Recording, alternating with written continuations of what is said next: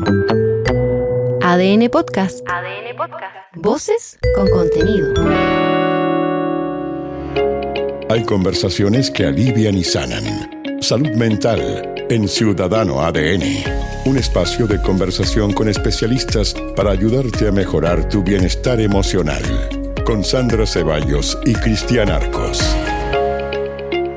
Lunes de salud mental como siempre, y nos vamos a hacer cargo de una legislación que ha avanzado en nuestro país y que a partir del año 2026 va a prohibir el uso de celulares en los colegios. Esto afecta a todos los niveles educativos, desde la educación parvularia hasta la educación media. Obviamente para usos pedagógicos o con algunas excepciones, ¿no? Están considerados, me imagino que habrá algún tipo de protocolo en cada establecimiento también para lidiar con aquello, pero es una conversación de la que nos fuimos haciendo cargo de a poco, sobre todo a partir de la pandemia, y que es una de las especialidades de nuestra invitada, Viviana Tartakovsky-Pessoa, es de la casa, ¿no? Sí. Psicóloga, directora de la carrera de la Escuela de Psicología de la Universidad Bernardo O'Higgins y autora de Los nuevos desafíos como padres en el siglo XXI, estrategias para acompañar exitosamente el uso de la tecnología en niños, niñas y adolescentes. ¿Cómo estás, Vivi? Bien. Hola, Vivi. Gracias por la invitación. Lo necesito. Parte gustándome esto porque dice estrategias para acompañar exitosamente el uso de la tecnología. O sea, aquí no estamos demonizando nada. Exactamente. Muy bien. Sí. Ando aplicando. Me detuve en lo mismo. Sí, o sea, claramente la prohibición por sí sola no resulta. Si bien hay países donde se ha prohibido, como Australia, que hoy día es como icónico en términos de esas legislaciones. En Australia es el de los países que más lleva de la delantera en relación a alfabetización digital. Entonces, si ustedes me preguntan, uno esperaría que esta legislación fuera de la mano con alfabetización digital para los profesores, las profesoras, para los padres, madres y cuidadores principales, porque si no, la verdad es que como que se pierde, ¿cierto? Y esa prohibición finalmente podemos pensar que no va a tener mucho asidero en algunas familias si no se comprende realmente por qué es importante, cuándo usar la tecnología, en qué edad, en qué contexto, si es una plataforma educativa o recreativa solamente. Entonces hay una serie de distinciones que es importante que las mamás, los papás y los cuidadores principales las conozcan. ¿Cómo lo ves tú acá en términos de lo que tenemos hoy, ¿no? Respecto a por algo se toma esta decisión, por algo se toma esta medida? Me imagino que habrá habido un barrido, un diagnóstico, qué sé yo. Tu mirada desde lo que tenemos hoy día, por ejemplo. Sí, mira, yo creo que desde lo que tenemos es bastante, entre comillas, positivo, porque hay muchos. Primero, Chile es el país con mejor internet de Latinoamérica y el Caribe. Y no tenemos ninguna política pública de alfabetización digital.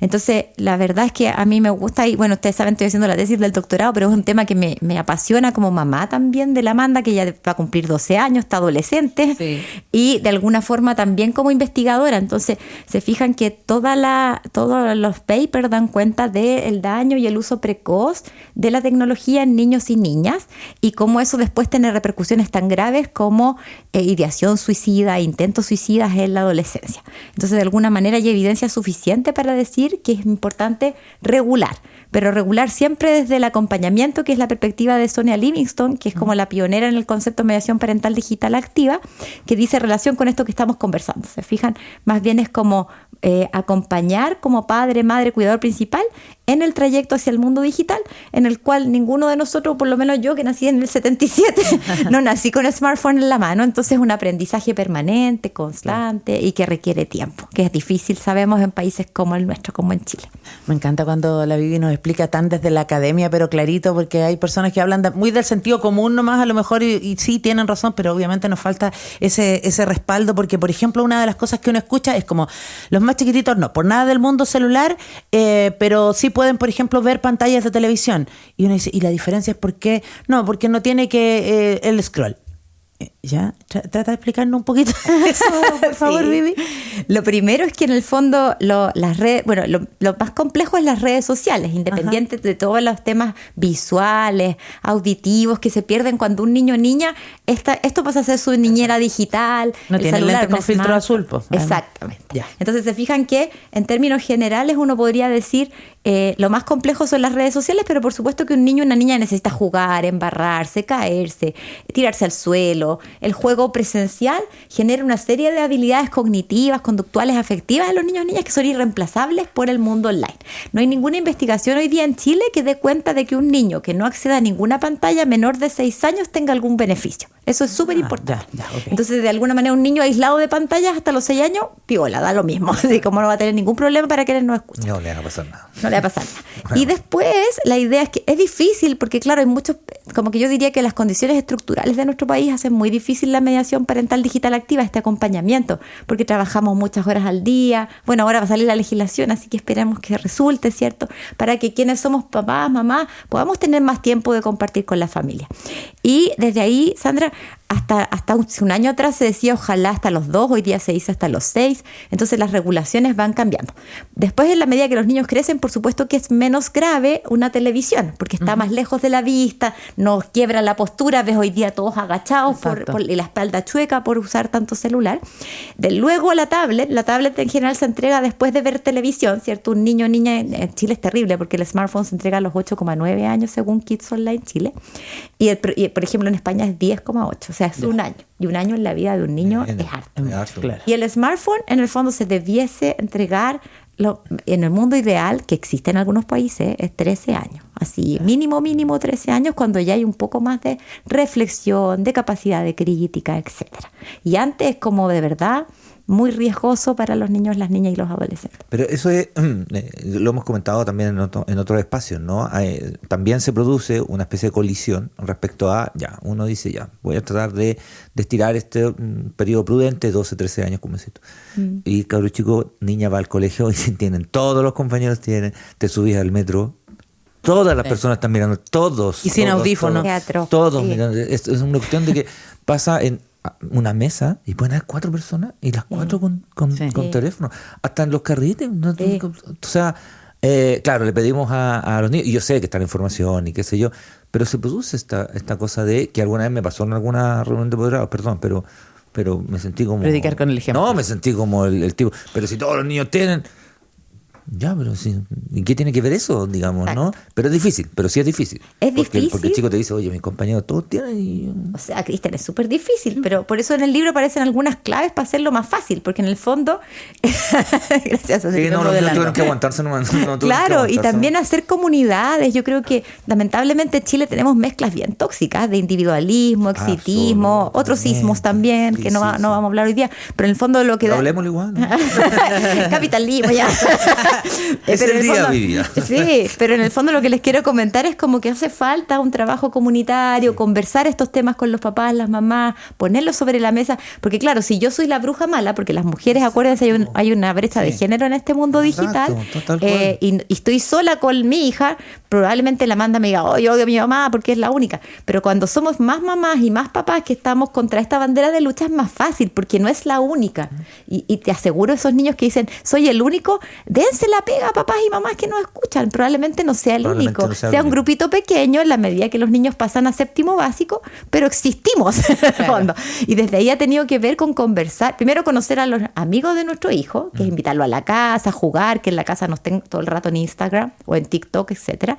Y en segundo lugar, conocer a los papás de los amigos de tus hijos. Y ahí creas una comunidad digital de cuidado, que es difícil, estamos de acuerdo, porque Chile, como les digo, tiene una mezcla bien tóxica. Mejor internet de Latinoamérica y el Caribe, 0 políticas públicas de alfabetización digital. Entonces, tú ponías el ejemplo súper bueno, Cristian, pero si uno va a Lima, si uno va hasta Buenos Aires, no ves tantas mesas con niños con la tablet encima en los restaurantes. Se fijan que hay más cultura, la gente lee más también, hay internet más malo. Entonces conversan entre ellos, la vida familiar, exactamente, porque ahí hay un punto súper relevante que efectivamente cuando uno dice, no, pero es que el niño no puede estar en una burbuja y etcétera, recordemos cómo éramos nosotros que no teníamos celulares. Si pasaba algo en el colegio, ¿qué hacían? Llamaban al teléfono fijo de la casa. Bueno, aquí llamarán al celular de su padre o madre si es que pasa algo, o adulto responsable en este caso, ¿no? Hay lugares en el mundo donde, por ejemplo, se les quita el celular a los niños al ingresar, se dejan en una caseta, en un locker, en una oficina, donde sea, whatever, y por ejemplo a los mayores se les entrega de vuelta en la hora de almuerzo y a los más pequeños no, hasta que salen. Ese tipo de medidas hay que irlas adoptando también a la par de esta digitalización, como tú dices, Viviana, porque efectivamente uno, por ejemplo, no sé si todo el mundo sabe manejar los filtros que hay, por ejemplo, parentales para controlar que no le lleguen cierto tipo de imágenes a los niños, cierto tipo de contenidos a los niños. uno como que, y también entiendo cuando de repente las mamás dicen, pero es que estoy todo el día con tantas cosas, déjenme un rato de libertad para pasarle la pantalla para que juegue 10 minutos, no sé. Claro, y un rato de libertad estaría bien. Te fijas, si tengo un chico de 13 años, por supuesto que puedo tener 1 hora al día en que navegue, pero sabiendo también, Sandra, los filtros son bien riesgosos porque cada vez aparecen nuevas tecnologías que van igual mostrando pornografía. La pornografía es un temor en nuestro país, en los niños y niñas acceden muy tempranamente. Ayer lo conversaba en un almuerzo familiar y me decía mi marido, pero nosotros también veíamos revistas porno yo no, pero mis amigos a los 12 años. Los otros compañeros, no. Pero una revista. Saludos a mis compañeros del Liceo Luis Cruz Martínez de Curicó. Saludos, Rodo, a ti y a tus compañeros. Ahora, sobre todo a mi amigo Manuel Valdés, que nos proveía de la revista y el todo. Dealer, Manuel, te vendí. Ya. Lo siento, te amo. Pero se fijan que fuera de broma, una revista es un medio de comunicación. Ustedes son comunicadores, es un medio pasivo. No se crea información, no se Exacto. dialoga, no hay avatar, no hay personas que nos empiezan a hablar incógnitamente. Entonces, muy distinto, ¿se fijan? Los chicos también quedan pegados con la pornografía, la comparten, la siguen viendo, la ven, y la dopamina, que era lo que tú decías antes, Sandra, esto de más, los afecta. Y no pueden salir de este mundo. Entonces, por ejemplo, hay investigaciones que dan cuenta que los niños de 9 años dicen, yo quiero terminar de ver, no sé, Instagram o TikTok o lo que quieran, y no puedo. Y de verdad, biológicamente no pueden. Entonces, como piensen que a uno de repente le cuesta, pues empieza Son ya. estímulos constantes, por ejemplo, los videos y eso del scroll, pues, ¿no? Hay un tema del Ahí está el estímulo. scroll. Pasar uno y otro. Hay un tema del estímulo que está hecho para que te enganches. Exactamente. Ojo, que los adultos pueden pasar horas Horas, pegados y exacto. de repente también es como, ya, que los niños hagan actividades y todo, pero acompañamos a los niños. ¿Y qué estáis haciendo? Estáis metidos en el teléfono. Entonces, también se da esa Y el algoritmo te va mandando cosas que a ti te interesan. Claro, que te refuerzan. Y eso es terrible. Cierta Mira, idea, hace un digamos. par de semanas fui a un colegio, yo voy a todos los colegios a hablar de estas cosas. Y una mamá dice, yo amo internet porque quería comprarme unas chalas y me salieron puras chalas. O sea, como esta creencia en el mundo mágico, estamos hablando Sí, hace claro. 2 semanas atrás en un colegio cerca de la Universidad de Bernardo Higgins. Y fue como yo casi llorando, así como entonces, se fijan, hay otras mamás dijeron, pero ¿cómo? Hay un algoritmo. Pero estas conversaciones no hay, pues entonces No, la puede gente ser. inocentemente No hay. se abre y te cuenta y uno dice, chuta, ya por dentro y por afuera, señora, ¿sabe qué? Hay un algoritmo que le muestra lo que usted quiere escuchar. Exacto. Claro, y esto por algo no las es- campañas políticas están tanto en redes sociales. Sí, claro, también. y esto no es, y lo dijiste todo al comienzo, no es una demonización ni de la tecnología ni de las plataformas en sí mismas, porque son súper importantes. Efectivamente te logran conectar incluso con personas o tener una serie de servicios, qué sé yo. Es súper importante. Nuestro trabajo, yo alcancé a trabajar, Sandra también alcanzamos a trabajar sin internet, digamos. Sí, pues. Y tenía otras complejidades, las sacábamos igual, pero tenía otras complejidades. Lo digo porque en muchos colegios el tema digital lo enseñan, ¿no? Sí. Lo acercan, lo van acercando de a poco.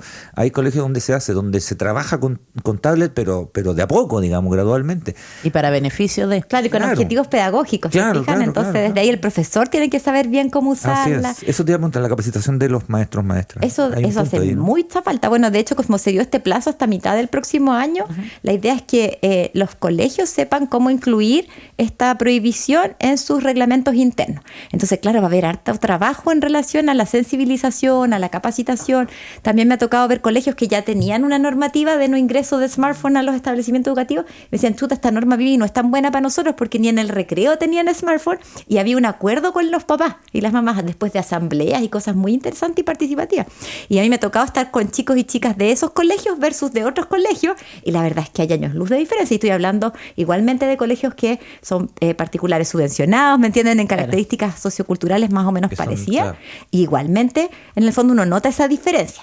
Pero los colegios que son exitosos, que han sido incluso en estas normativas que se han tomado antes de la legislación que sale el otro año, ha sido con la participación de los padres, las madres y con capacitación también a los docentes en cuándo ocupar Claro. una herramienta tecnológica en función de un objetivo o resultado de aprendizaje. Sí, y efectivamente esas diferencias existen. O sea, es solo hacer el ejercicio nosotros. Por ejemplo, yo me acuerdo cuando empecé a trabajar, ya que lo mencionaba Cristian, productora, me sabía los números de todos los periodistas y de todos los corresponsales de La Chilena en ese tiempo, porque había que llamar rápidamente y uno conectaba y daba con los celulares. ¿Quién se sabe sabe un número? más de 2 o 3 números si es que hoy día? Nadie, porque todo lo tenemos grabado y listo y disponible. Hoy en día la inteligencia artificial llega como un desafío también. Si no nos subimos rápidamente a ese carro, los cabros ya hacer la tarea va a ser lo menos que hagan a través de la inteligencia artificial. Entonces, tiene que ser una educación más allá del dispositivo, porque siento que muchas veces queda la lógica de que ya, quitémosle el celular y está. No, enseñémoslo, como dices tú, porque puede ser el celular, puede ser el computador, pueden ser las herramientas de inteligencia artificial. Exactamente, y yo te diría, hay como varios ribetes en esto.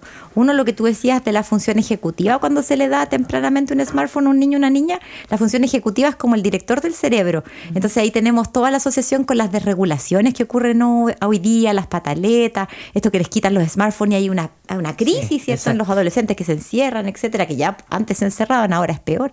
Entonces desde ahí, esa arista es un frente. Y otro frente, Sandra, como tú súper bien decías, es como también cómo capacitar a los adultos, pero también dando el ejemplo. Yo les diría que en todas las conversaciones que yo tengo con las comunidades educativas, lo más terrible son los papás, las mamás, que empiezan así a hablar uno y se empiezan a hacer scroll o empiezan a preguntar cosas. Entonces, si uno no da el ejemplo, o les pregunto a los papás, ¿comen con sus hijos sin pantalla? ¿Ustedes dejan ese espacio para conversar? Cri, cri, así. O van a un restaurante y le ponen la tablet encima, Claro. o le pasan el celular para que no moleste. En vez de compartir. En vez de ahí. compartir, Es que eso conversar. nos está haciendo más tontos. Perdón que lo diga así derechamente, pero creo que de verdad nos está haciendo más tontos porque nos estamos perdiendo experiencias y momentos. O sea, no estamos perdiendo esa experiencia de salir a comer con los niños, de estar en familia, de las conversaciones que puede salir. El hecho de buscar todo en internet ha hecho también que sean personas con memoria súper a corto plazo, Claro. porque buscamos el dato, lo tenemos, lo desechamos. Antes no, uno tenía que aprenderse cosas. Totalmente, y esos daños, mientras más precoz es el acceso libre a las pantallas, está muy documentado que se pierden distintas funciones cognitivas, como la memoria, ¿cierto? También la atención y la concentración. Piensa que uno a veces va manejando, ¿cuánta gente nos ha chocado o la han atropellado por andar whatsappeando y pasa de largo, te fijas? Entonces hay una serie de cogniciones, conductas que se asocian a esta hipertecnologización. Mira, llegan un par de mensajes. Por ejemplo, Patricio habla de que su hijo está en séptimo básico. Cuando llegan, la directora pide los teléfonos, se los entregan al salir. Y eso dice que ya lo estaban realizando, por lo menos en el colegio de los hijos de él. Luisa de Rancagua dice: mi sobrina siempre estaba con el celular, pero ahora cuando llega a la casa le pido que deje el celular, se hablemos un rato, y se habla de libros y de una serie de cosas. Y no le pasó nada malo, al contrario, me hace sentir orgullosa que fue premiada en su colegio como lectora del año. Sofía Tapia de Rancagua. Y Carlos Cortés de Algarrobo dice: mi hija trabaja, tiene 30 años, y emita a mi nieta de 6. ¿Cómo voy controlando eso? ¿Cómo voy controlando el tema de el uso indiscriminado cuando tiene que ver con los adultos también? O sea, tanto los adultos, todos tienen teléfono. El adulto, la niña de 6 que ya tiene teléfono, que tiene una utilidad, pero que lo vayan comprendiendo, insisto, los adultos. Mensaje Mira. de Carlos. Primero, felicitar a los dos primeros radioescuchas, porque qué bonitas las prácticas y la lectura, o sea, maravilloso en Chile que no se lee nada. De hecho, el libro lo tuvimos que hacer con códigos QR, es como estaba tiene viendo, resúmenes. que tiene acceso a videos. Sí, Tiene por si la acceso a gente videos. no quiere leer, para facilitar la pega.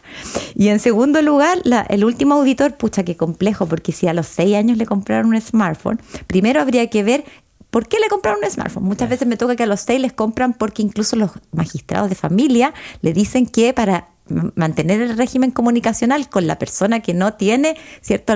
Que hace el régimen comunicacional y no es el cuidador principal, les compren un smartphone. No, lo he visto por lo menos ya en 3 veces. Entonces ahí ver qué dispositivo le compraron, si tiene internet, porque puede ser, ojalá que sea, no creo, pero que sea de estos almejitas que se abren, porque si es para comunicarse, para hablar por teléfono, no tiene por qué tener internet, ¿se fijan? Y si ya le compró internet, ahí habría que ver qué está viendo, a qué tiene acceso, y ir cuidando y ir hablando del tema, porque en el fondo se fijan que a los 6 no puede haber un autocuidado digital, es imposible. No, o sea, recién está aprendiendo a leer además. Po. Exactamente, entonces probablemente no entienda muchas cosas, ojalá tenga confianza para preguntarle a alguien, y ojalá también esto, a los 6 todavía lo bueno es que no hay una adicción propiamente tal. Bueno, yo he visto niños de 2 años bastante adictos, pero eso dura una pataleta máximo 2 semanas. En cambio, si un niño es adicto a los 16, ya puede incluso tener que internarse. Entonces, de alguna forma, a los 6 todavía es rescatable a ese abuelo, ¿cierto? Puede llevarla, dijo que vivía en Algarrobo, si me acuerdo, llevarla a la playa, ahora que está el clima lindo, ir a la arena, y si él trabaja también, buscar ayuda, no se puede criar solo, sola en estos tiempos, siempre hay que criar en red. Mostrarle a los niños que las experiencias en el día a día, en la vida, pueden ser tanto más entretenidas que lo que van a encontrar en internet, ¿no? Me parece que eso es interesante por un lado, pero por otro lado, como tú dices, sacarle un uso atractivo. ahí, ¿qué recomendaciones harías tú? Porque, por ejemplo, hoy día hay, para la gente que le gusta mucho la literatura, hay libros que se pueden descargar, hay visitas a los museos que se pueden hacer, hay videos de viajes, ¿no? Documentales, series que tienen que hablar con ese tipo de cosas. Hay juegos que pueden ayudar al desarrollo cognitivo, a lo mejor de asociación con los más pequeñitos. O sea, de verdad que hay elementos. No se trata, como decíamos al comienzo, de demonizar esta situación. ¿Cuáles recomendarías tú? ¿O qué mirada para elegir? Lo primero, y tomando lo que tú dijiste, Sandra, es como la creatividad aparece en el aburrimiento. Entonces, en el fondo, no tenemos que ser papás o mamás entretenidos 24/7, sino que también tenemos que dejar que se aburran para que aparezca la creatividad, que no aparece si estamos sobreestimulados.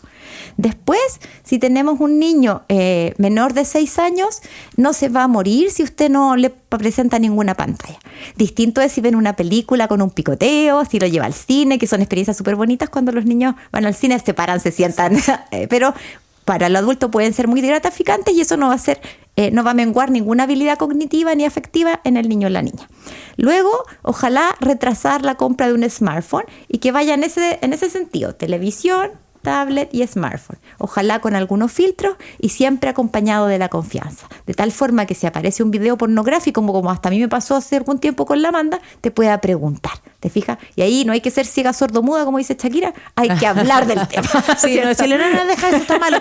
Claro. Hacerse cargo, ya. Y en último lugar, Sandrita, tener redes de apoyo. O sea, ahora que viene el verano, que nuestros hijos e hijas están de vacaciones, pucha, conozca a sus vecinos, tenga a su mamá, su abuela, a su tío, su prima, que lo ayuden en las tardes, que las tardes no sean, o el día entero en este caso, porque van a estar todo el día en la casa, no sea solo ver pantalla, aprovechar espacios públicos, pero te fijas que eso te requiere conocer, estar en red, conocer también a los papás de los amigos de tu hijo, porque quizás alguna mamá tiene un día libre, entonces turnarse, todas esas cosas son súper nutritivas y nos van a aportar a que la tecnología sea un compañero y no sea el único uso recreativo que tengan los niños, niñas y adolescentes en su vida. Y yo le sumaría ahí a los adultos que seamos empáticos y respetuosos de la decisión de los padres, porque a lo mejor, claro, yo soy tía, amigas, no sé qué, y me pasan el niñito para que esté, y yo resulta que a mi niño lo tengo desatado con el teléfono, y el otro me dice, no, yo no lo necesito. Sí, ven para acá, y se lo pasan. No, hay que respetar y dar a conocer los padres, ¿no? Cuál es el acuerdo que tienen con los niños respecto al uso de pantallas, por ejemplo.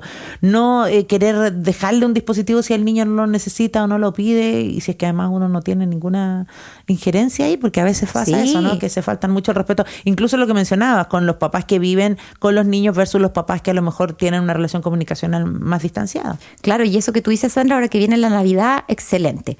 No regale un smartphone de regalo de Navidad. Hay miles de otras cosas que puede regalar. Los smartphones está estudiado que si se los regala tempranamente se les va a enchucar la cabeza. Y es mejor que se lo enchuquen los dientes si le da un chupete digital a una guagua, que un chupete normal y no digital, a que se lo enchuque la cabeza. Entonces, desde ahí, eso es súper importante porque nos falta el abuelito con buena intención que regala un smartphone en una familia que no quería. Entonces, desde ahí, estos temas hay que hablarlos con todos los adultos que cuiden al niño y velar por respetar, como bien decía la Sandra, el acuerdo que haya en relación a los adultos responsables en torno al tema. ¿Cierto? Es lo mismo, yo pensaba cuando te escuchaba, Sandra, como las alergias alimentarias. Uh-huh. Cuando un niño tiene una alergia alimentaria y lo lleva a la mamá a un cumpleaños, le dice a la mamá del cumpleañero, no puede comer esto. ¿Se han fijado en lo mismo? O sea, ¿por qué tenemos que imponer realidades a otras familias que no las tienen? Y sobre todo cuando son poco saludables para el desarrollo de nuestra infancia y adolescencia. Bueno, este libro, Los nuevos desafíos como padres en el siglo XXI, ¿está disponible? ¿Cómo se adquiere, Viviana Tarkowski-Pessoa? Ahora está disponible con despacho a domicilio en la editorial Alpha Books. Perfecto. Sí. Para que lo busquen, para que además de verdad es súper didáctico porque tiene todos estos QR, tiene ejemplos. Es como bonito, decía yo en mi tiempo. Para que lo pueda revisar con el niño o niña desde cierta edad, me parece que es interesante. Esta conversación también va a quedar disponible en las plataformas digitales para que usted lo pueda analizar y conversar y adaptar a su realidad y a lo que mejor le venga. Muchas gracias por haber estado aquí. Gracias Vivi, como siempre. Gracias a todos quienes nos escuchan. Salud Mental en Ciudadano ADN está disponible en adn.cl, sección podcast y Spotify. Escúchalo cada semana. Comenta, comparte este podcast y mejora tu salud mental y la de tus cercanos.